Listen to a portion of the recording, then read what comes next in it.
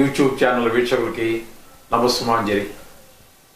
ఇప్పుడు మనము ఆగస్టు నెల మాస ఫలితాలు, గోచార ఫలితాలు ఏ విధంగా ఉంటాయి అనేటటువంటిది విషయాన్ని తెలుసుకునే ప్రయత్నం చేద్దాం. అది సశాస్త్రీయంగా, శాస్త్రాన్ని అతిక్రమించి ఏమీ చెప్పబడదు, చెప్పను. మిమ్మల్ని ఏదో భయభ్రాంతులు చేసేసి ఏదో కష్టం వచ్చేసిందని మిమ్మల్ని భయభ్రాంతులు చేసేటటువంటి పరిస్థితి కానీ, లేదా మీరు ముట్టుకున్నదంతా బంగారం అయిపోతుంది, వెండి అయిపోతుంది, ఏదో అయిపోతుంది అని ఏమీ అతిశయోక్తులు చెప్పేటటువంటి పరిస్థితి కూడా ఏముండదండి. శాస్త్రం ఎంతవరకు చెప్పిందో అంతవరకే మనం చెప్పడం జరుగుతుంది. అలాగే దానికి తదనుగుణమైనటువంటి పరిష్కారాలు కూడా లాస్ట్లో చెప్పబడతాయి. అవి సామాన్యంగా ఒకే రకంగా ఉంటాయండి. అంటే చాలామంది చాలా దేవుళ్ళ పేరు చెప్తారు, కానీ మన దగ్గర పరిష్కారం ఒక రకంగానే ఉంటుంది. నవగ్రహాలకు సంబంధించి ఏవైతే ఉన్నాయో వాటికి సంబంధించి ఉంటుంది. ఓకే, ఇప్పుడు మనము ఆగస్టు నెల 2024 సంవత్సరంలో మకర రాశి వారికి గోచార ఫలితాలు ఏ విధంగా ఉంటాయి అనేటువంటిది సశాస్త్రీయమైనటువంటి పద్ధతిలో మనం తెలుసుకోబోతున్నాము. ఇది కేవలం గోచారం మాత్రమే, జాతకం కాదండి. ఇది జాతకంలో ఒక భాగం మాత్రమే. అందుచేత ఇప్పుడు మనము మీరు ఇంతవరకే గ్రహించవలసి ఉంటుంది. మీరు పూర్తి ఫలితాలు కావాలంటే జాతకం రాయించుకోండి నిష్ణాతులైనటువంటి వారి చేత. లేదు అనుకుంటే మీరు మా చేత కూడా రాయించుకోవచ్చు, మా దగ్గర కూడా సౌకర్యం ఉన్నది. ఓకే, ఇప్పుడు మకర రాశి వారికి మనం కనుక తీసుకున్నట్టయితే దీర్ఘకాలంగా సంచరించేటటువంటి గురుగ్రహ, శనిగ్రహ, రాహుగ్రహ, శని కేతుగణాల గురించి చెప్పుకుంటే అవి మధ్యలో మార్పు చెందేటటువంటి అవకాశం అయితే లేదు. కానీ శని వక్రగతిలో ఉన్నందున మీరు మకర రాశి యొక్క ఫలితాన్నే తీసుకోవాలి. శనీశ్వరుడు గురించి తీసుకునేటప్పుడు ఏమండి, అదొక్కటి మాత్రం గమనించుకోండి. ఇకపోతే దాని గురించి కూడా వీడియో చేసాం మేము, అది చూసినా కూడా మీకు సరిపోతుంది.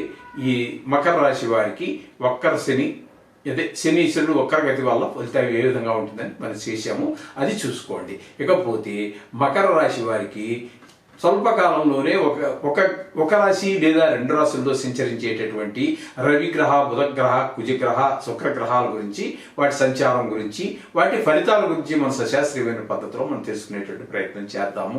ఇప్పుడు కనుక రవిని తీసుకున్నట్టయితే కర్కాటకంలో 16వ తారీఖు వరకు, తదుపరి అంటే 7వ రాశిలో, తదుపరి 8వ రాశి అయినటువంటి సింహంలో ఆయన ఒక సంచారం జరుగుతున్నది.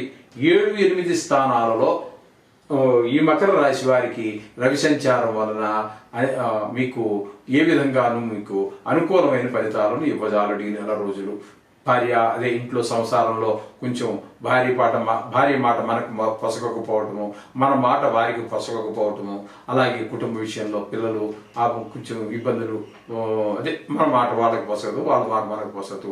అలాగే ఆరోగ్య విషయంలో కూడా కొంచెం ఇబ్బందులు పడేటటువంటి అవకాశం ఉంది. 8వ స్థానం దగ్గరికి వచ్చినటువంటి లాస్ట్ 15 రోజుల్లో కూడా ఇంచుమించుగా ఇవే ఫలితాలు ఉంటాయండి. కొంచెం ఆరోగ్యం జాగ్రత్తగా చూసుకోండి. కొంచెం గాయాలు అయ్యేటటువంటి అవకాశం కూడా 8వ స్థానంలో అంటే సింహంలో సంచారం చేసేటప్పుడు జరిగేటువంటి అవకాశం ఉంటుంది. అట్లా డ్రైవింగ్ చేసేటప్పుడు, మెట్లు దిగేటప్పుడు ఈ విధమైనటువంటి కొంచెం జాగ్రత్తగా చూసుకోండి. మెట్లు దిగేటప్పుడు కొంచెం జాగ్రత్తగా చూసుకోండి, ఆరోగ్యం దెబ్బలు తగలకుండా సరిపోతుంది. ఇకపోతే కుజుని యొక్క సంచారం కనుక మనం తీసుకున్నట్టయితే ఈ మకర రాశి వారికి 26వ తారీఖు వరకు వృషభంలో సంచారం చేస్తూ ఉన్నారు. మకర రాశి వారికి అంటే 5వ స్థానంలో కుజుని యొక్క సంచారం జరుగుతున్నది. తదుపరి అక్కడి నుంచి మిథునంలో ఒక 5 రోజులు మాత్రం సంచారం జరుగుతూ ఉంటుంది. మిథునంలో అంటే ఇక్కడ మనకి 6వ స్థానం అవుతోందండి. 5, 6 స్థానాల్లో సంచారం జరుగుతోంది. 5వ స్థానం అయినటువంటి వృషభంలో 26 రోజులు ఉంటే అది కొంచెం మనకి అనుకూలమైనటువంటి ఫలితాలను ఇవ్వదు. లాస్ట్ 5 రోజులు మాత్రం అంటే కొంచెం నెలాఖరులో 27, 28, 29, 30, 31 ఆ రోజులు మాత్రం కొంచెం అనుకూలమైనటువంటి ఫలితాలు ఇస్తుంది.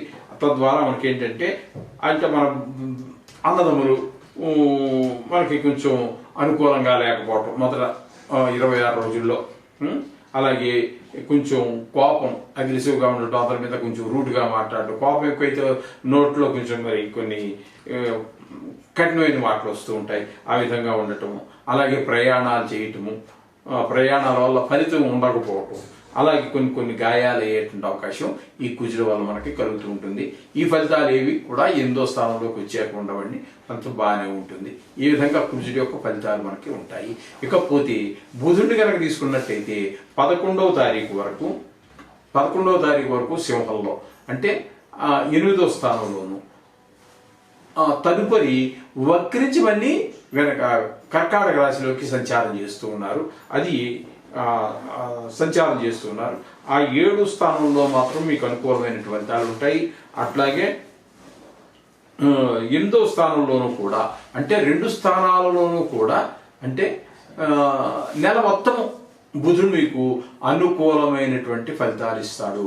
వృత్తి వ్యాపారాల్లోనూ, లాభంలోనూ, అంటే వృత్తి కావచ్చు, వ్యాపారం కావచ్చు, లేకపోతే ఉద్యోగం కావచ్చు, వాళ్ళందరూ కోఆపరేషన్ ఉండటము, వ్యాపారం అయితే మనం అనుకున్న లాభాలు రావటము, కొన్ని సందర్భాల్లో మనకన్నా ఎక్కువ మంచి ఫలితాలు రావటము కూడా జరుగుతూ ఉంటుంది.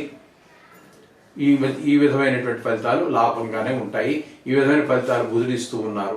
ఇకపోతే శుక్రుడిని కనుక మనం తీసుకున్నట్టయితే 24వ తారీఖు వరకు సింహంలోను, తదుపరి కన్యలోను, అంటే 8, 9 స్థానాలలో శుక్రుని యొక్క గోచార ఫలితాలు మనకి చాలా చక్కటి ఫలితాలు వస్తాయండి. ఈ మనకి వృత్తిపరంగా తీసుకున్నా కూడా 8, 9 స్థానాలు వృత్తిపరంగా కానివ్వండి, భాగ్యం విషయంలో కానివ్వండి, కళల విషయంలో కానివ్వండి, రాజకీయ నాయకులు కానివ్వండి, అలాగే మనకి షేర్ మార్కెట్లో ఉండే వాళ్ళకి కానివ్వండి, వీళ్ళందరికీ కూడా చాలా శుభ ఫలితాలన్నీ లాభదాయకంగా ఉంటాయి. ఈ విధమైనటువంటి ఫలితాలు శుక్రుడు ఇస్తూ ఉంటాడు. తద్వారా మనకి మంచి ఫలితాలన్నీ ఈ శుక్రుడు ద్వారా సంభవిస్తూ ఉంటాయండి. కొన్ని గ్రహాలు మనకి శుభ ఫలితాలు ఇవ్వకపోవడం, కొన్ని వ్యతిరేకించడం, కొన్ని అనుకూలించడం అనేది సహజంగా జరిగేటువంటి ప్రక్రియ అది. అందుచేత ఏది కంగారు పడక్కర్లేదు. జ్యేష్ఠవారం మంత్ అనేది అయినప్పటికీ కూడా దుష్ప్రభావం ఒకరో గంట భరించాలన్నా కూడా కష్టమే కాదంటలేదు. అందుచేత వాటి యొక్క ప్రభావాన్ని తగ్గించుకోవడం కోసం మీరు నవగ్రహాలకు సంబంధించి కానీ పెద్దలు ఏవేవి చెప్పారో వాటిలో ఏది వస్తే అది చేయండి. తప్పకుండా వాటి యొక్క దుష్ప్రభావాలు తగ్గుతాయి, అనుకూలమైనటువంటి ఫలితాలు పొందగలుగుతారు.